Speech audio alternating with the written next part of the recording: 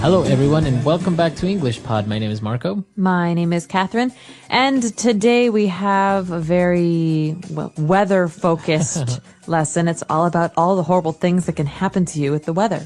Exactly. So as you know, there are many different types of weather, and not only rain or sunshine, but many other phenomena. So we're going to take a look at some of those. But before we go into it, let's take a look at one word on Vocabulary Preview. Vocabulary Preview. Okay, so we're talking about extreme weather today. That's not rain or drizzle or sunshine. We're talking about really interesting, unique, and sometimes devastating things that can happen. So today's vocabulary word is Armageddon. All right, so Armageddon. Now, you've probably seen the movie Armageddon, so what does this word mean? Okay, so this word is a reference to the end of the world. It means the time when the world will end because of a great catastrophe or a great disaster. Okay, so everyone talks about Armageddon. It's mentioned in the Bible. And as you say, it's when the world stops existing. Exactly. So think about that one as we listen to today's dialogue. We will be back in a minute to talk about what's going on. Those are the headlines for today. And now for the International Weather Report with Mike Sanderson. Thank you, Bob. This past week has been the beginning of Armageddon for many, as a series of unprecedented meteorological events occurred around the world. In Switzerland, a major avalanche was reported in the Alps. Fortunately, no one was injured. Due to the extreme cold this winter, a blizzard has struck the U.S. Midwest, causing classes in schools and universities to be temporarily canceled. Moving on to Latin America, Ecuador has suffered a 6-month drought that has not only affected farming, but has also forced the closure of the hydroelectric power plant that provides electricity for the entire country. In Chile, a major earthquake that registered 7.5 on the Richter scale struck the southern region. Losses are reported to be in the billions. Authorities have not yet released an official statement. Not a great week for the world. Any good news? I'm afraid not, Bob.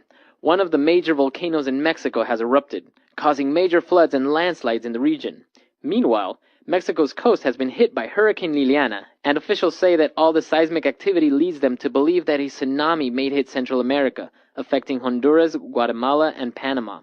That's all the news we have for today, but stay tuned for updates on the 6 o'clock news. Back to you, Bob. All right, we're back, and well, this weather report is not really far from the truth. I mean, this kind of stuff happens every day all over the world, right? That's correct. And unfortunately, it's been happening very frequently in the past couple months. We've heard of a lot of earthquakes and volcanoes and things like that. So this is very valuable stuff when you're trying to talk about current events as well. Okay, so why don't we start now analyzing a couple of different words and phrases on language takeaway. Language Takeaway. Well, the first vocabulary item we have here is meteorological event. It's a real mouthful. It's a long word. Meteorological. So, for example, meteorological means having to do with the weather, something that's related to the weather. So, a meteorological event could be rain, snow. Okay, so it has to do with meteorology. Meteorology is the study of the weather, and someone who does this is a meteorologist. So usually the weathermen that you see on TV, they're meteorologists. So let's go now to Marco, our resident meteorologist. There we go. Our resident meteorologist. Right, okay. So meteorological events. Now moving on, one of the first events that we're going to look at is an avalanche. Avalanche. An avalanche has to do with snow. This means that when a mountain that has a lot of snow on it, maybe part of that snow breaks off and starts to roll down, you have a wall of snow that comes down. That's an avalanche. That's an avalanche. So you could say, avalanche. Right. And the snow comes down. And it's actually very dangerous because people can get buried under the snow. Yeah, exactly. All right, so another event that has to do with snow is a blizzard. Okay, a blizzard is different from an avalanche because an avalanche, maybe it's not snowing, the snow just falls. But in a blizzard, you're talking about a storm of snow. But it's like a lot of snow coming down from the sky. So much snow that you probably can't see anything. There's just white everywhere. Okay. All right, so that's a blizzard. A lot of snow coming down from the sky. Now, moving on, the opposite of snow and things being wet is we have a drought. Yeah, this is the opposite of wet, actually. So there's no rain in a drought. A drought means that things are very dry. The land is very dry. Okay, so it's a period of time that there's no snow, there's no water, there's no rain, there's nothing. It's very, very dry. We're going through a drought. Correct. And the problem with a drought is very dangerous is because people cannot grow food in a drought. And so lots of people starve when this happens. Okay, so you got to watch out for a drought. Now, in this case, it not only affected farming, but also we have a hydroelectric power plant that can't work, obviously, because there's no water. So hydro means water. Hydroelectric means electricity that is generated by flowing water. And so, for example, a mill, something that turns water on a river, is a way to get power from water. But Right. a hydroelectric project that can give you electricity is maybe like a dam or an electric mill. Right. So usually you have these on rivers and they just take advantage of the flowing of water to turn some huge turbines and generate power. So that's all we have for now. Why don't we listen to the dialogue again? And we'll be back shortly to take a look at some more words. Those are the headlines for today. And now for the International Weather Report with Mike Sanderson. Thank you, Bob. This past week has been the beginning of Armageddon for many, as a series of unprecedented meteorological events occurred around the world. In Switzerland, a major avalanche was reported in the Alps. Fortunately, no one was injured. Due to the extreme cold this winter, a blizzard has struck the U.S. Midwest, causing classes in schools and universities to be temporarily canceled.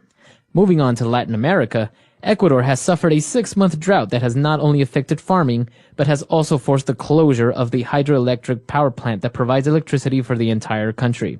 In Chile, a major earthquake that registered 7.5 on the Richter scale struck the southern region. Losses are reported to be in the billions. Authorities have not yet released an official statement. Not a great week for the world. Any good news? I'm afraid not, Bob. One of the major volcanoes in Mexico has erupted, causing major floods and landslides in the region. Meanwhile, Mexico's coast has been hit by Hurricane Liliana, and officials say that all the seismic activity leads them to believe that a tsunami may hit Central America, affecting Honduras, Guatemala, and Panama. That's all the news we have for today, but stay tuned for updates on the 6 o'clock news. Back to you, Bob. Well, a word that many people are unfortunately familiar with is Richter or Richter scale. And now this is something that a lot of people are talking about right now because of the earthquake in Sichuan, China last year, and the earthquake in Haiti very recently. And so the Richter scale, that's a big R because it's a proper name, is a way for us to determine how severe, how big the earthquake was. Right, so people talk about a 6.0, a 7.1, so that's on the Richter scale. The lowest is 0 and the highest is 10, correct? Right, but 10 is like impossible, apparently. Apparently, and a lot of them are actually underwater, but the very serious ones are maybe 8.0, 7.0. All right, so Richter scale. Now, we talked about earthquakes, we talked about snowing. Now, let's talk about a volcano. A volcano in Mexico has erupted. Okay, so we've got two words here, volcano. A volcano is a mountain that has an opening in the center where lava from the middle of the earth, the center of the earth, can come out. So it's very dangerous, obviously, because it's very hot. Right. But a volcano doesn't open, it erupts. So the verb here that we use with a volcano is to erupt. Okay, so it doesn't explode, a volcano erupts. That means to open violently, very quickly. Okay, so when this happens, obviously you have a lot of lava, you have maybe snow that melts, and you have floods and landslides. Okay, landslides. A landslide is one word, but it's made up of two words that you probably already know. So land, obviously, it's the ground and the things earth. like that, the earth. But a slide is to move down across the ground. And so a landslide happens when you've got something like lava or water that's pushing all of the earth, all of the ground down, and it's destroying houses and trees and land, and it's very, very destructive. Right. So you usually see this that happens on the side of mountains or on the side of hills where all that land starts to slide down or to go down. And it's very similar to an avalanche, right? But instead of snow falling down, it's land. Mud and land. Mud, yeah. All right. So we have a landslide. And because of all the eruptions and the earthquakes, they said that they have a lot of seismic activity. This word seismic is something that I've heard a lot recently in movies like 2012. Yeah. So seismic means having to do with the movement of the plates under the Earth's crust. So, you know, the Earth is not everything that we see. It's also activity, things happening underneath the ground. Right. And so underneath the ground, we have these big plates, and seismic activity is what happens when these kind of things start to move. Activity is movement. And so seismic activity refers to earthquakes and volcanoes, things that are changing under the ground that will affect us. Okay. So that's seismic activity. It's pronounced seismic, right? Seismic, that's Seismic. correct. Okay. And because of all this activity, people say that they may have a tsunami. Well, this doesn't sound very English, does it? I know, tsunami. And actually, if you see the spelling, it's with a T, T-S. Right, I think it's a Japanese word, but I'm not I positive. think so, too. Tsunami is the name that we give to a giant tidal wave. So that's a wave of water in the ocean that's very, very dangerous because it can get to 100, 200 feet tall. And this means that when it comes down, it can destroy houses, cities, cars, things like that. Right. And there was a very, very famous tsunami in Southeast Asia in 2004. Do you remember that? Yeah, and in Indonesia, right? That's right, in Indonesia and Thailand and Vietnam. Yeah, it was intense. It was big. And it was also because of an earthquake, right? I think so. All these earthquakes, they move the earth around, and then all of a sudden the reaction is that there's water that moves, This and the water huge wave. then turns into a wave. Yeah, just imagine what happens if you have a bucket of water and then you start moving the bucket just a little bit and you see how it just water starts to splat all over the place. That's right. All right, so tsunami was our last word for today. Why don't we listen to our dialogue again, and we'll be back shortly. Those are the headlines for today. And now for the International Weather Report with Mike Sanderson. Thank you, Bob. This past week has been the beginning of Armageddon for many, as a series of unprecedented meteorological events occurred around the world. In Switzerland, a major avalanche was reported in the Alps. Fortunately, no one was injured. Due to the extreme cold this winter, a blizzard has struck the U.S. Midwest, causing classes in schools and universities to be temporarily canceled. Moving on to Latin America, Ecuador has suffered a 6-month drought that has not only affected farming, but has also forced the closure of the hydroelectric power plant that provides electricity for the entire country.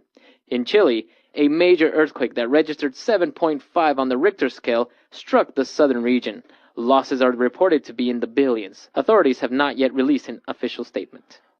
Not a great week for the world. Any good news? I'm afraid not, Bob. One of the major volcanoes in Mexico has erupted, causing major floods and landslides in the region. Meanwhile, Mexico's coast has been hit by Hurricane Liliana, and officials say that all the seismic activity leads them to believe that a tsunami may hit Central America, affecting Honduras, Guatemala, and Panama.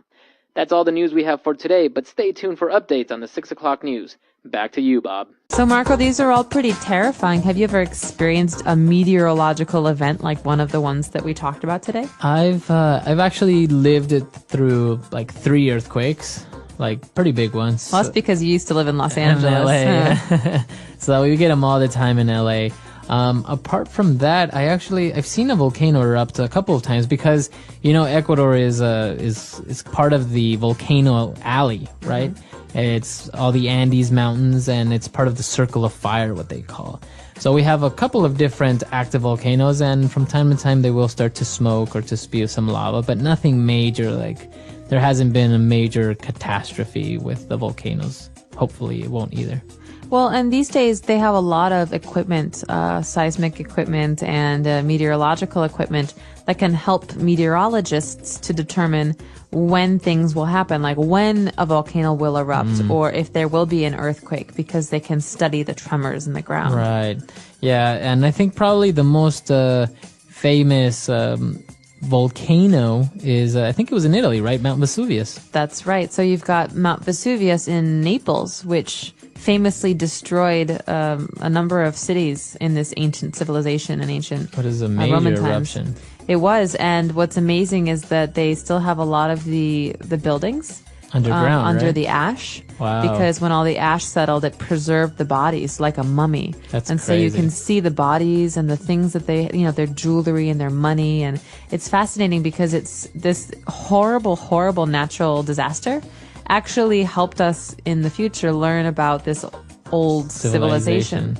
Yeah. It's crazy. Actually, in Ecuador, you can see a huge hole that has like a lake in the middle. And you're like, oh, wow, that's beautiful. But that's actually caused because the entire mountain just kind of blew the top off, like the cone, because of this major eruption. So you can just imagine how powerful these eruptions are. I can just imagine what it would have been like Mount Vesuvius. But anyway, on a brighter note, if you have any questions, any comments, or any stories of your own, maybe you've lived through a typhoon, a hurricane, a tornado, you can come to our website, englishpod.com. We hope to see you there. All right. Bye, guys. Bye.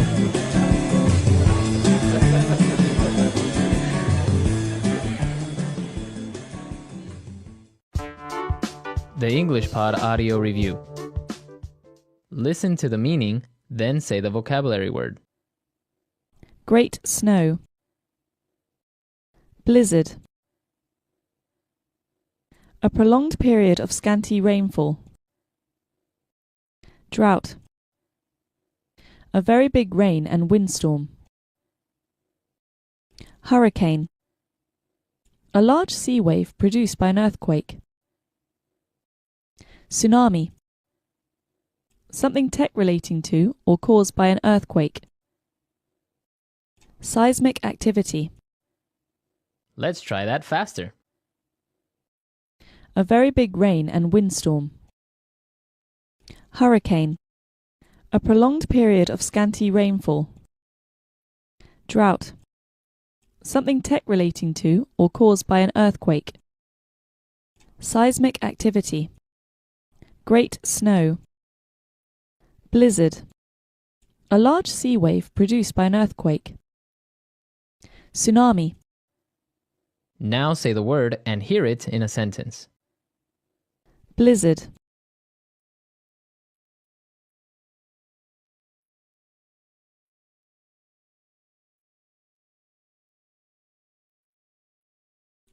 With the blizzard came strong gusts of wind, freezing temperatures, and near zero visibility because of all the blowing snow.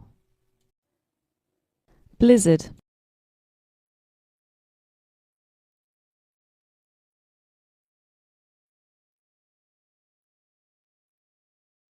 The blizzard warning will remain in effect until tomorrow morning, when the winds will die down to about 30 kilometers per hour. Blizzard.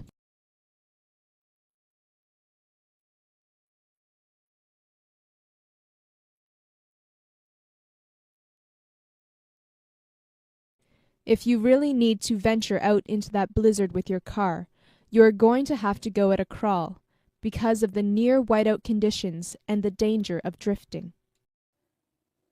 Drought.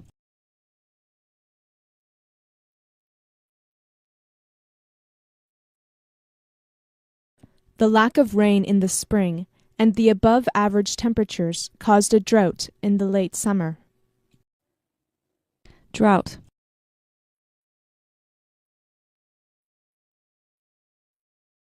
We have to start conserving water because of the drought.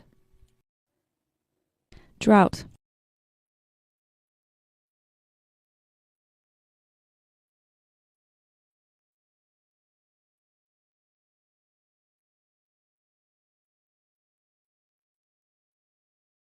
For about half a decade in the 1930s, the prairies in Canada and the United States experienced a severe drought, during which there were numerous dust storms, and the land became a wasteland. Hurricane.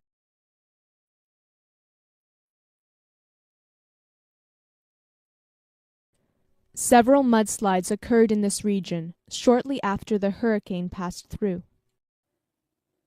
Hurricane.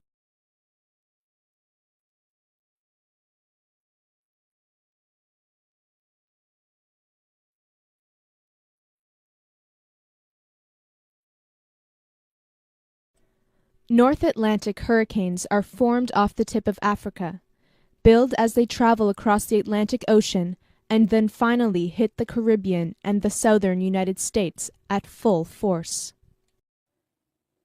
Hurricane.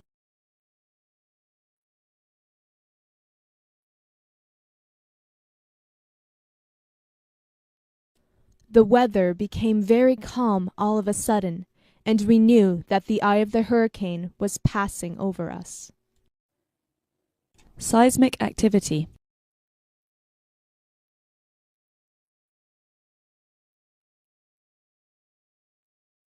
He measured the earthquakes using a seismograph and noticed the increase in seismic activity. Seismic activity.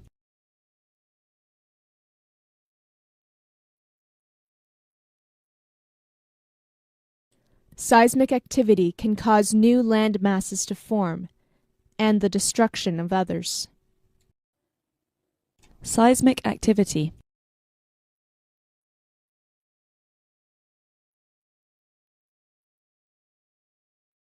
The seismic activity caused earthquakes, volcanic eruptions, and multiple tsunamis.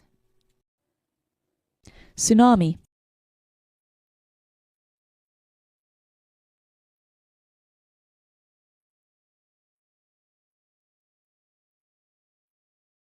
When there is a massive earthquake on the ocean floor, a lot of water is displaced, forming a tsunami as this water travels towards land.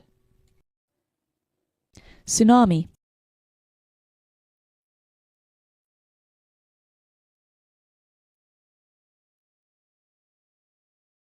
The Indian Ocean tsunami in 2004 was caused by one of the largest earthquakes ever recorded. Tsunami.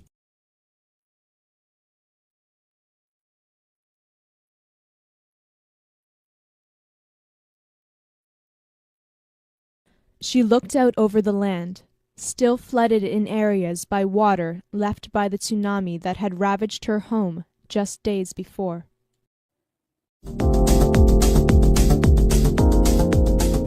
Welcome back, English learners. My name is Marco, and I'm joined here by the lovely Erica. And today we're going to be bringing you another great lesson, one of the lessons that you requested. Yes, that's right. Actually, Maxim S requested this one. Right. I think he's really into research and investigation, so we're bringing you a great lesson about this topic.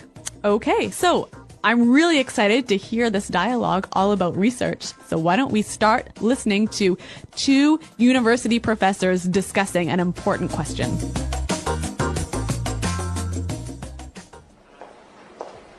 We've been over this 1,000 times. The data is irrefutable.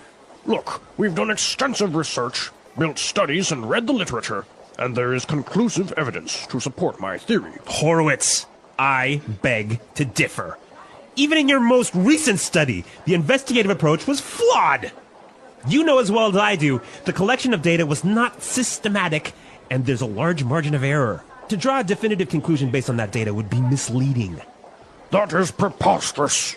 You are trying to single-handedly solve one of the world's greatest mysteries, and yet you're oblivious to the fact that you're wrong. I am not wrong. The chicken came first. No! The egg came first!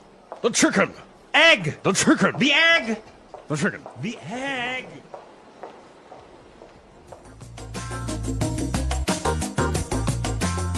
All right, so interesting. Which came first, the chicken or the egg? It's an age-old question, isn't it? And apparently, they are not going to agree anytime soon. All right, well, what they can agree about is this awesome language. So why don't we take a look at it now in Language Takeaway. Language takeaway. Okay, on Language Takeaway today, we have some really great words, and this first one is really good. Irrefutable. Irrefutable. Irrefutable. The data is irrefutable. Okay, so if the professor says that the data is irrefutable, what does he mean by that? He's saying that you cannot deny it. It is really, really true. It is really true. There is no way this is a lie. Exactly. Okay. Irrefutable evidence, for example. Yeah, that's a great phrase. All right, so the professor complained that Dr. Horowitz's experiment was flawed. Flawed. Flawed. So, flawed. Is that an adjective, a verb, or a noun? It is an adjective here. Now, when something is flawed, there is a problem with it, right? Okay, There's so a it mistake. has an error. Yep. Okay. So this adjective is a way of saying that his experiment has a flaw. A mistake. A Exactly. mistake. So flawed is the adjective of a flaw. Right. Okay. Now, the reason that his study or his experiment was flawed is because that it was not systematic. Systematic. Systematic. So systematic. That's an interesting word. Now, I think we can recognize the word system in here, right? Right?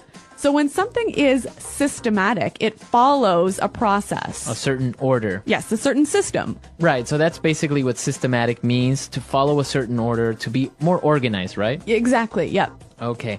And what about our next word? Preposterous. Preposterous. Preposterous. That is preposterous. I love this phrase. It usually goes together, right? That is preposterous. Yep. Okay, so what does it mean when I say that? It means it's absurd. It's ridiculous. Right.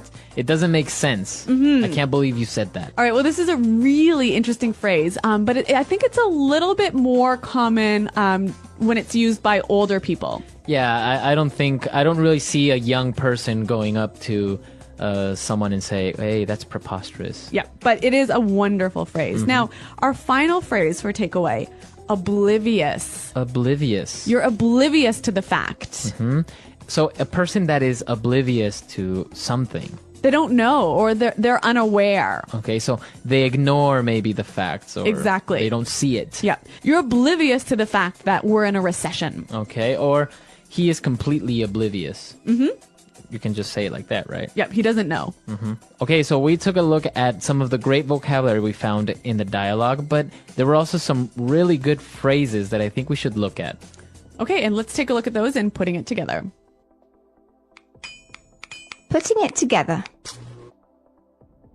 You know, Marco, one of the things I love about English is the way that words seem to fit together, like blocks coming together. And here we have a lot of great examples of these words that fit together really nicely. Okay, so why don't we look at those? And our first one now is extensive research. Extensive research. Extensive research. All right, so we know extensive means A lot. a lot. Yeah. So that's really good when you put it together. Extensive research. It means you have A lot of research. you have really studied, you have really looked things up.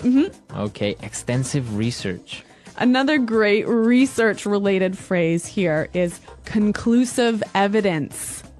Conclusive evidence. Conclusive evidence. All right, now the first word there, conclusive. When something is conclusive, you can't argue with it. It's the final decision. All right, well, the professor complained that Horowitz's investigative approach was flawed, right?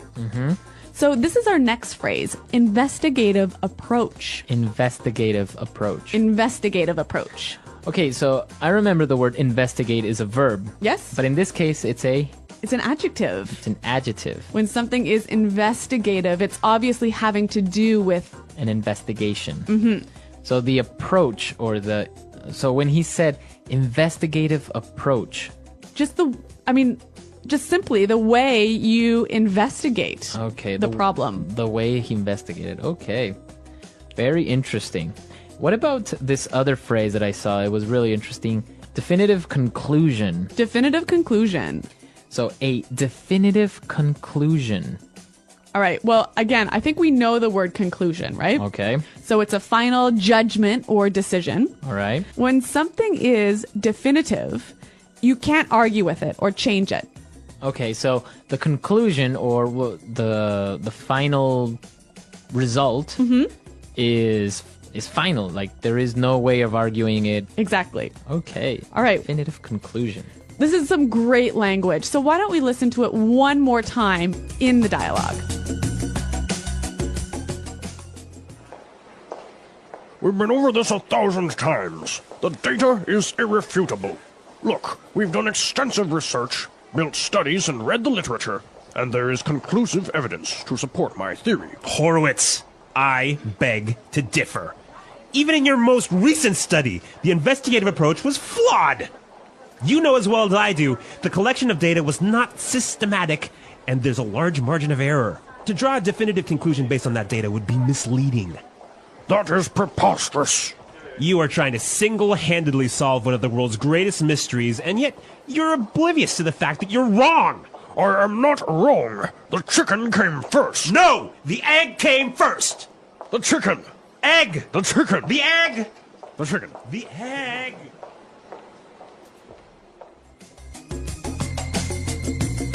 So, an interesting question. What do you think? What came first, the chicken or the egg? Well, if you ask me, it was the egg. It was the egg? Yeah. Interesting. What about why did the chicken cross the road? To get to the other side. Do you think that's really the reason? Well, there's a million different reasons, but this is great. I'm glad you brought that up because this is like the classic English joke. The classic English joke, right? Why did the chicken cross the road? And the answer is always...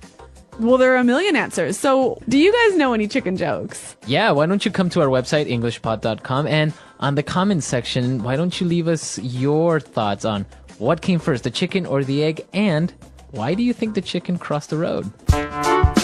Research. Research is the process of finding new information, answering questions, and solving problems. It helps people learn more about the world and make better decisions.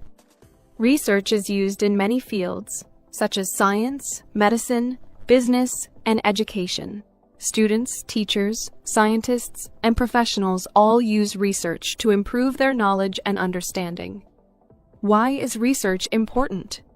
Research is important because it helps people gain knowledge. Without research, we would not know about history, medicine, technology, or the universe. Research helps doctors find new treatments for diseases. Scientists discover new planets. And businesses understand what customers want. It also helps students learn and develop new ideas. Research allows people to solve problems. For example, if a city has too much traffic, research can help find ways to reduce congestion. If a company wants to sell a new product, research can show what customers need. In education, research helps teachers find better ways to teach students. Types of research. Research is done in many different fields and for different reasons. The way research is conducted depends on the goal, the subject, and the methods used. Some research is based on experiments, while others rely on studying past information. Here are some of the main types of research. Scientific research. Scientific research focuses on understanding the natural world, technology, medicine, and human health. Scientists perform experiments, collect data, and analyze results to discover new knowledge. For example, medical researchers study diseases to find new treatments, while physicists explore the laws of the universe. This type of research helps improve medicine, technology, and our understanding of the environment. Historical research. Historical research is the study of past events, people, and cultures. Historians look at old books, letters, newspapers, and artifacts to learn about history. This research helps people understand how societies have changed over time and how past decisions influence the present. For example, researchers study ancient civilizations to learn how they lived, what they believed, and how they built cities. Social research. Social research focuses on human behavior, cultures, and societies. Sociologists and psychologists study how people interact, what influences their decisions, and how societies change. This type of research helps improve education, economics, and social policies. For example, researchers study how children learn in different environments or how people react to advertisements.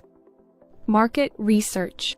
Market research is done by businesses to understand customer needs, preferences, and behaviors. Companies collect information through surveys, interviews, and product testing. This research helps businesses create better products, improve customer service, and increase sales. For example, a company may research which colors people prefer for a new smartphone or what type of food is most popular in a certain area. Educational research. Educational research helps improve teaching methods and learning experiences. Teachers and researchers study how students learn, which teaching techniques are most effective, and how technology can support education.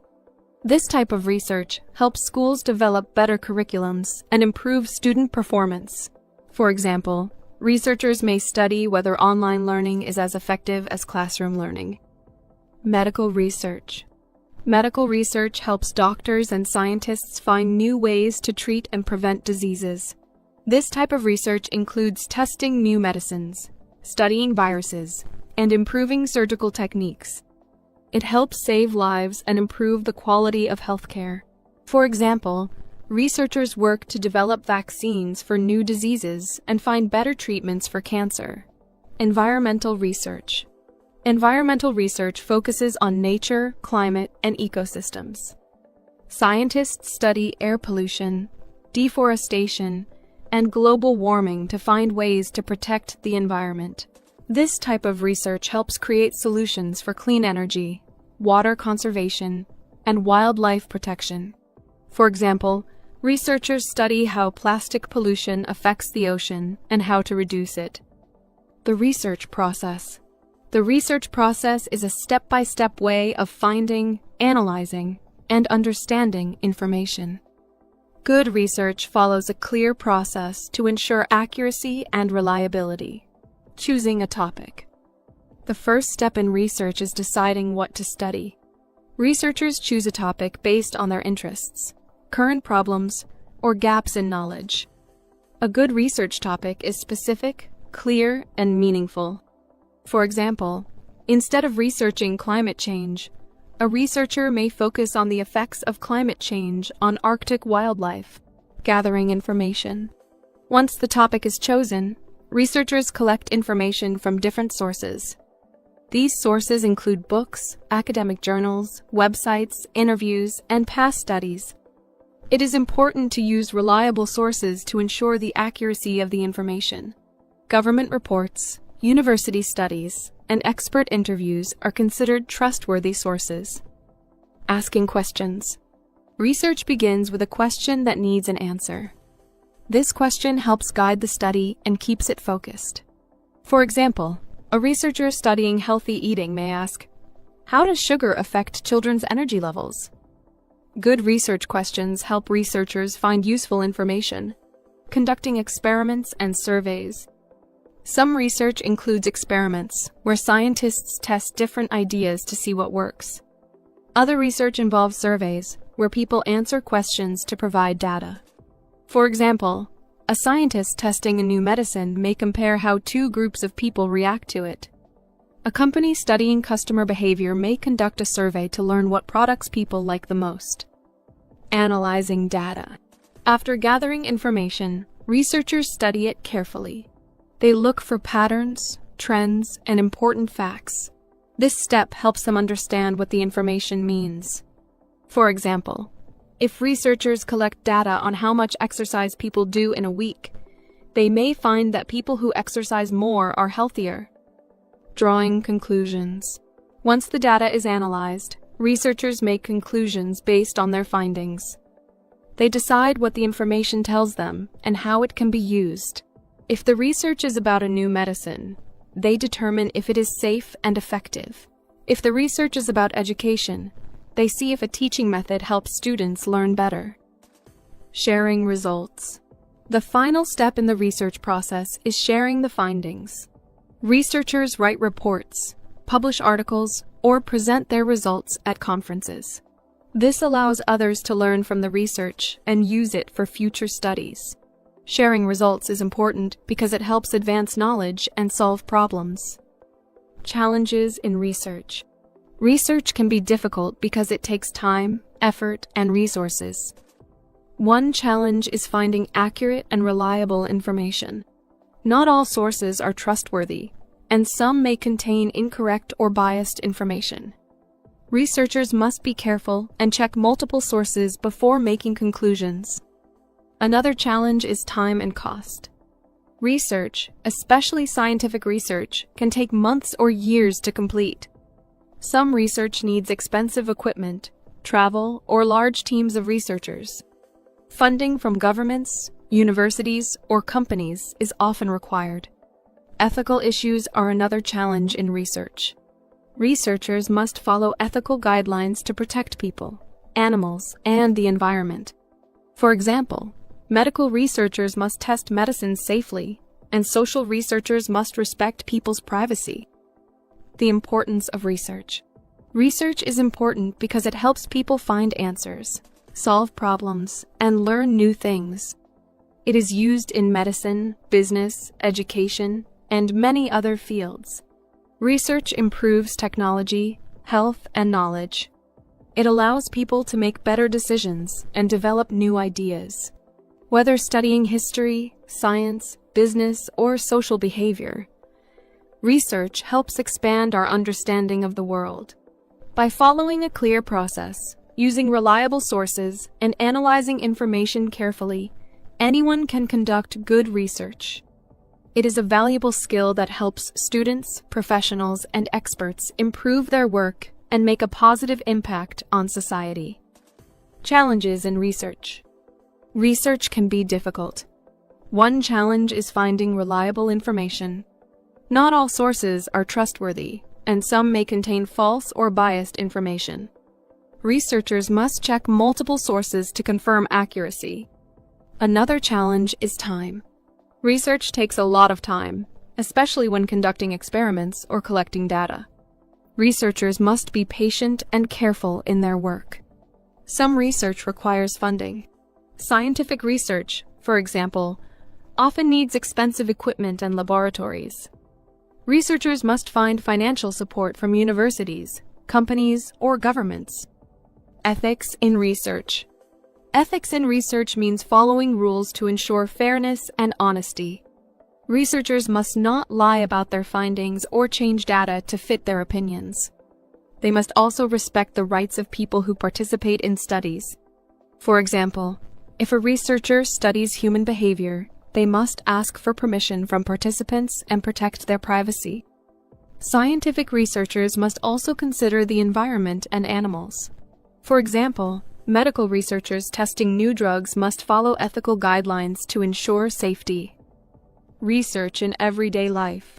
Research is not just for scientists and students. It is part of everyday life. People do research when they read product reviews before buying something, compare different job opportunities, or look for the best travel destinations.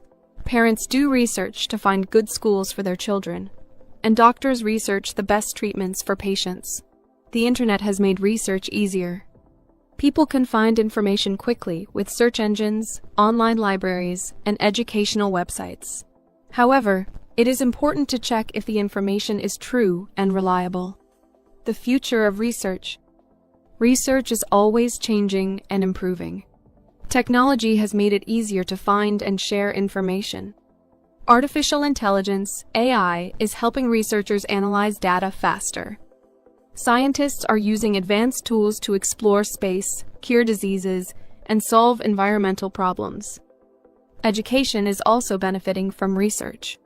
Online learning, virtual classrooms, and new teaching methods are improving education worldwide. Research continues to shape the way people learn and communicate. Conclusion. Research is an important part of learning and problem solving. It helps people find answers, make better decisions, and improve the world. Whether studying history, science, business, or health, research provides valuable knowledge. By using reliable sources, following ethical guidelines, and asking good questions, anyone can become a better researcher. Research is not just for experts, it is a skill that everyone can use in daily life. The English Pod Audio Review. Listen to the meaning, then say the vocabulary word. Correct. Not able to be proved wrong. Irrefutable.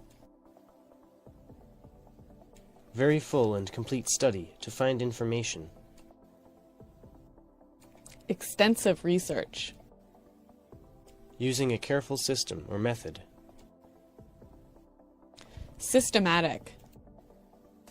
Having errors or mistake. Flawed. Crazy, foolish, or silly. Preposterous. Unaware or don't know.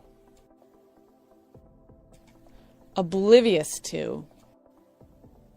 Way of looking for information. Investigative approach. Do something on your own, without help. Single-handedly. A final judgment that is not able to be changed. That is final. Definitive conclusion.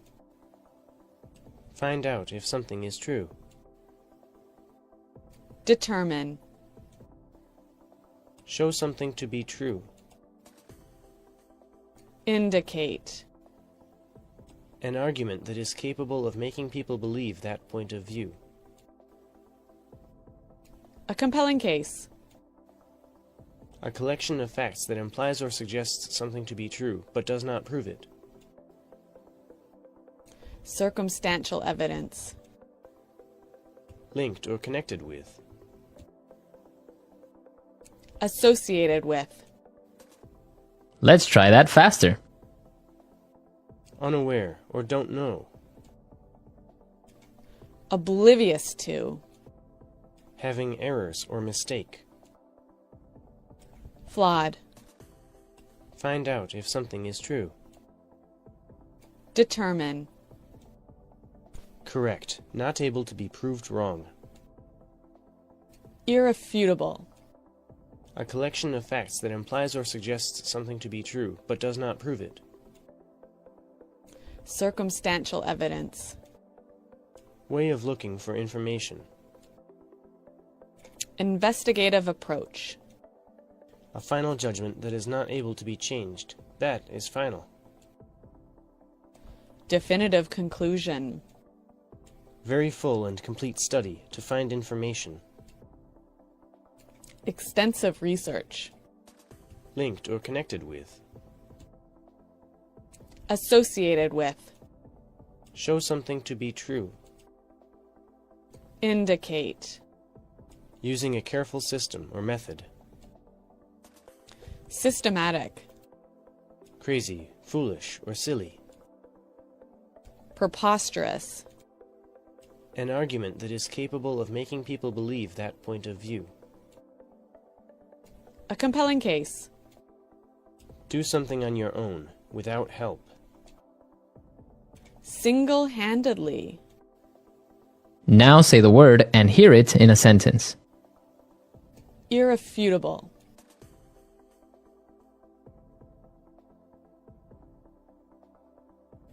Look, we have irrefutable evidence that he was the killer. Irrefutable.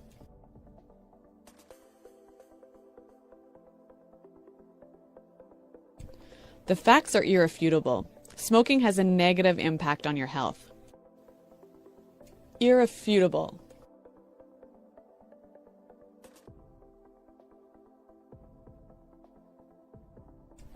The irrefutable truth is that there is a monster living in Lake Erie. Systematic. We need to approach this problem in a systematic way. Systematic.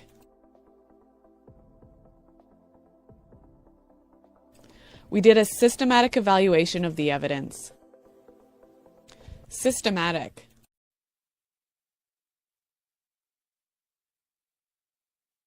He's a very systematic guy. He's very careful with his work.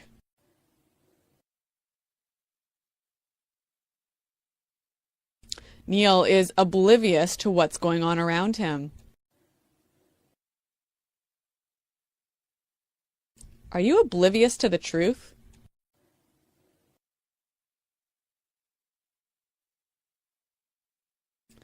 I was oblivious to the fact that there was a virus on my computer. Definitive conclusion.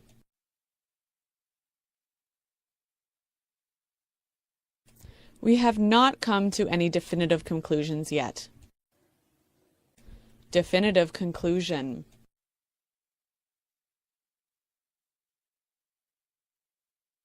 Before you make a definitive conclusion, make sure you examine all the evidence. Definitive conclusion.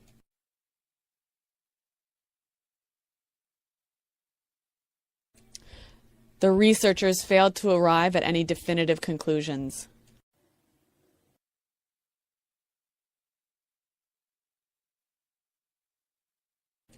We studied the problem carefully, and we found conclusive evidence of global warming.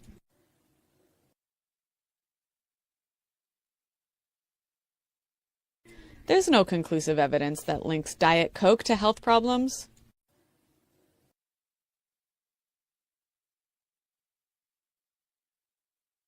There is conclusive evidence showing that smokers die younger.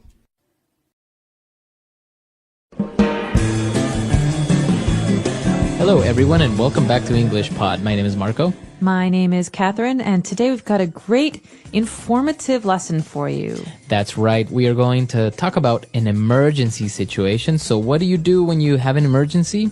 You dial 911. Exactly. All right, well, maybe not in your country, but today we're talking about emergencies in America and jobs, so people who can help you in an emergency. So before we get into those words and phrases, let's take a listen to today's dialogue.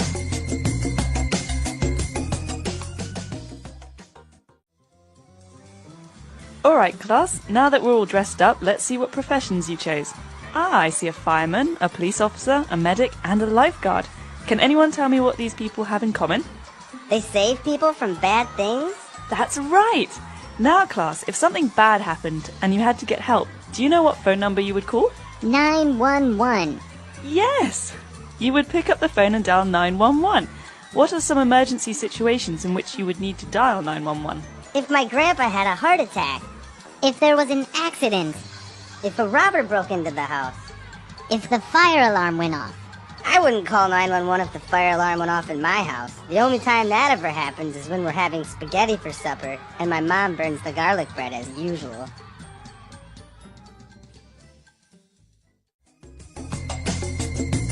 All right, we're back. So now we have a couple of different jobs for people that are working specifically in emergency situations. So let's take a look at those now in Language Takeaway. Language takeaway. All right, so we have a teacher in today's dialogue who's talking to her students about jobs. So probably these students are very young, and she says another word that means jobs. What's the word she uses? Professions. Professions. That's the plural. So profession is a job. Let's say, for example, a lawyer is a profession. Or a doctor. A doctor, a lawyer. So what's your profession is another way to ask what's your job. All right. So they're talking about professions, and some of the kids dressed up as different people. The first one was a fireman. A fireman. So you know the first word, fire. A fireman is a person who puts out a fire. That means he uses water to stop a fire. Oh, very good. So a fireman puts out fires. Now, apart from a fireman, we also have a police officer. A police officer. So an officer is someone who works in an official capacity, so in a job. So we could say he is a police officer or a policeman or a policewoman. Okay. So 3 ways to say this. So officer is for both genders, right? A man or a woman could be a police officer. That's right. So you're going to hear this very often because policeman doesn't explain a woman police officer. So we use police officer to be general. Okay. So we have a fireman, a police officer, a medic. Now, what is this medic? A medic is a kind of doctor, someone who will look at your health or help you if you've hurt yourself, who usually works on the road, like driving to an accident or driving to to a fire with police officers. So these people help police officers and firemen when there's an emergency. Okay. So a medic is not really a doctor. He's more of a specific person that can help you if you have maybe some cuts or bruises, or will help you out. Right, so this person will stop your bleeding or will help take you to the hospital, and they'll make sure that you're healthy when you get to the hospital. But they are not really like a doctor where you work in a hospital or a doctor's office. Okay. And our last profession is a lifeguard. Well, think about these two words. We have life and we have guard. Guard is like protect. So a person that protects your life. Interesting. Well, this is someone who usually works at the beach or at a pool.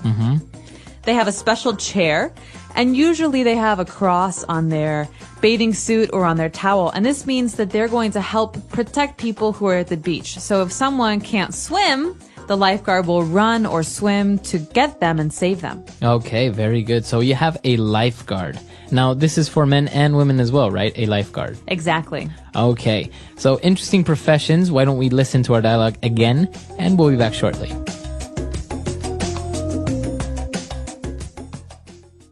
Alright, class, now that we're all dressed up, let's see what professions you chose. I see a fireman, a police officer, a medic, and a lifeguard. Can anyone tell me what these people have in common? They save people from bad things? That's right! Now, class, if something bad happened and you had to get help, do you know what phone number you would call? 911. Yes! You would pick up the phone and dial 911. What are some emergency situations in which you would need to dial 911? If my grandpa had a heart attack. If there was an accident. If a robber broke into the house. If the fire alarm went off. I wouldn't call 911 if the fire alarm went off in my house. The only time that ever happens is when we're having spaghetti for supper and my mom burns the garlic bread as usual. All right, we're back. So now let's start with Fluency Builder. Fluency Builder. Our first item in Fluency Builder we've already talked about.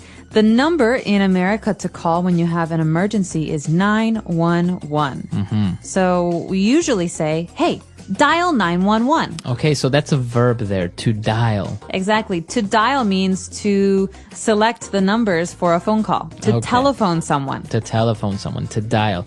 So you can dial 911 or dial my office number. Or I tried to dial your home number, but no one answered. Okay. Now, you can call 911 for many different situations or emergency. One of the kids said, well, if my grandpa had a heart attack. Okay, so this is an example of an emergency. A heart attack is a medical problem. It's when your heart cannot receive oxygen. Okay, so your heart stops beating sometimes. That's right. It's when your heart does not receive enough blood or oxygen, so it's when your heart stops beating. Okay, very good. So that's a heart attack. Now, another possible emergency situation is if the fire alarm goes off. This often happens in office buildings and schools.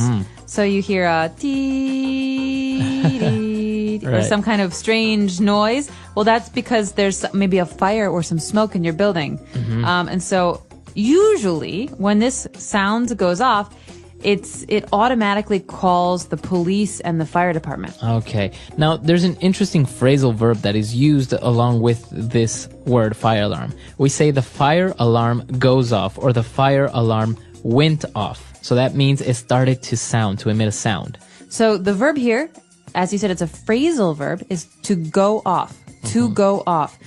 We could say my alarm went off. Or every morning at 7 o'clock, my alarm goes off. Okay, that means your alarm begins to make a sound. A very annoying sound. Right. You know, it's the worst sound ever. But a lot of things can go off. We could talk about a bell or an alarm. Or fireworks. Fireworks go off. Okay. And, well, the last emergency that we were talking about is if a robber broke into the house. So if a robber breaks in. To break into. This means to enter, to go inside without permission or without a key. Illegally. So you don't have to break something, but usually you break a window or a door.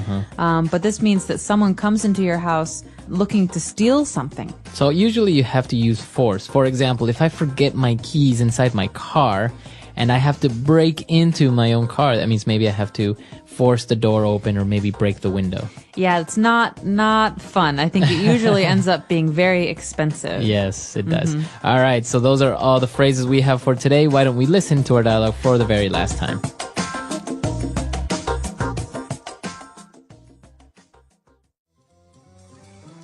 Alright, class, now that we're all dressed up, let's see what professions you chose. I see a fireman, a police officer, a medic, and a lifeguard. Can anyone tell me what these people have in common? They save people from bad things? That's right! Now, class, if something bad happened and you had to get help, do you know what phone number you would call? 911. Yes! You would pick up the phone and dial 911. What are some emergency situations in which you would need to dial 911? If my grandpa had a heart attack. If there was an accident. If a robber broke into the house. If the fire alarm went off. I wouldn't call 911 if the fire alarm went off in my house. The only time that ever happens is when we're having spaghetti for supper and my mom burns the garlic bread as usual.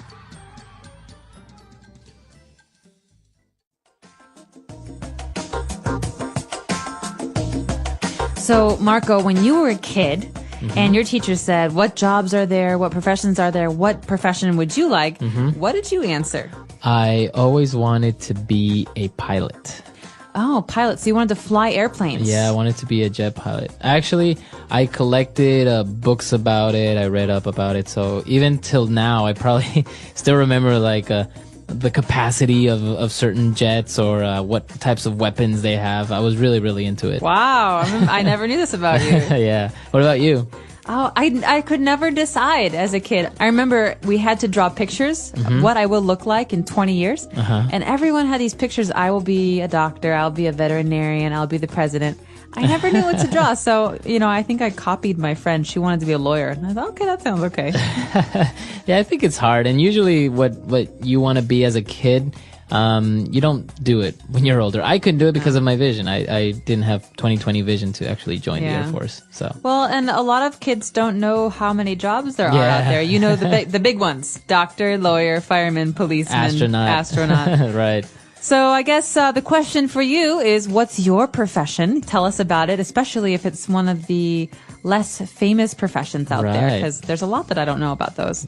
Our website is englishpod.com. We hope to see you there, and until next time. Bye. Bye, everyone.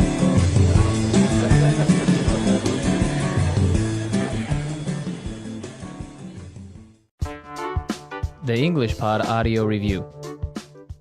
Listen to the meaning, then say the vocabulary word. To put on fancy dress or a disguise. Dress up.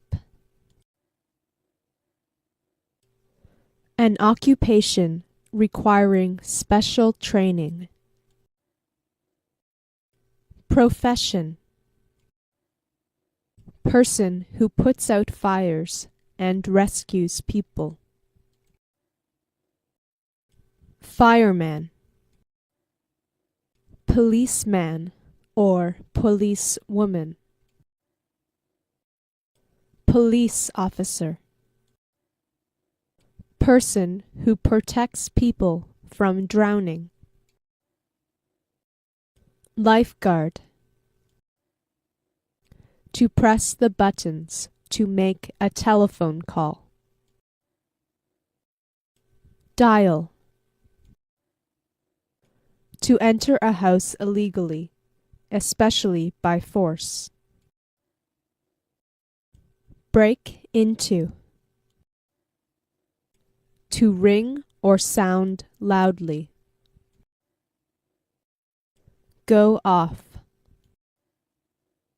Person who robs or steals. Robber. Painful condition where the heart stops beating. Heart attack. Take up by hand. Pick up. Let's try that faster. Painful condition where the heart stops beating. Heart attack. To enter a house illegally, especially by force. Break into. Person who puts out fires and rescues people. Fireman. To ring or sound loudly. Go off. An occupation requiring special training. Profession. Take up by hand. Pick up. Policeman or policewoman. Police officer. Person who protects people from drowning. Lifeguard. To put on fancy dress or a disguise. Dress up. To press the buttons to make a telephone call. Dial. Person who robs or steals. Robber. Now say the word and hear it in a sentence. Dress up.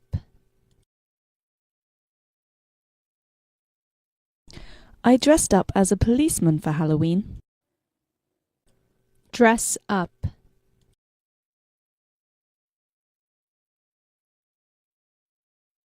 There was an event this weekend where all the guests had to dress up as angels. Dress up.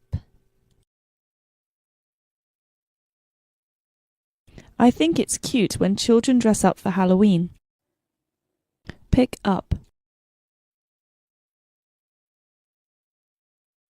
If you have an emergency, pick up the phone and call the police. Pick up. Pick up these toys from the ground. Pick up.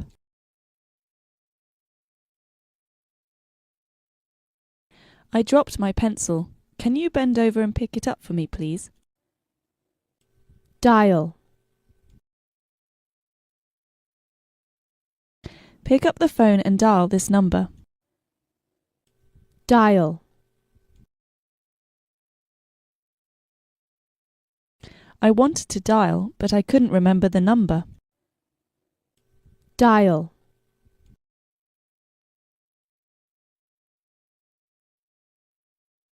It's hard for me to dial a number on this phone. The buttons are too small. Break into. We had a break-in last weekend. Break into.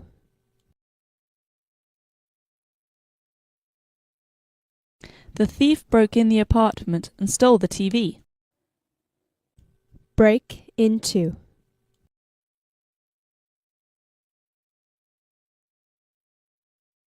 I had to break into my own car last night because I forgot the keys inside. Go off.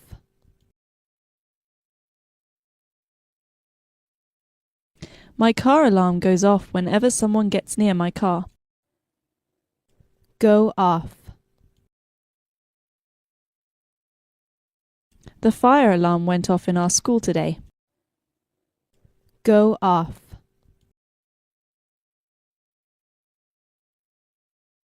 My alarm clock goes off every morning at 6.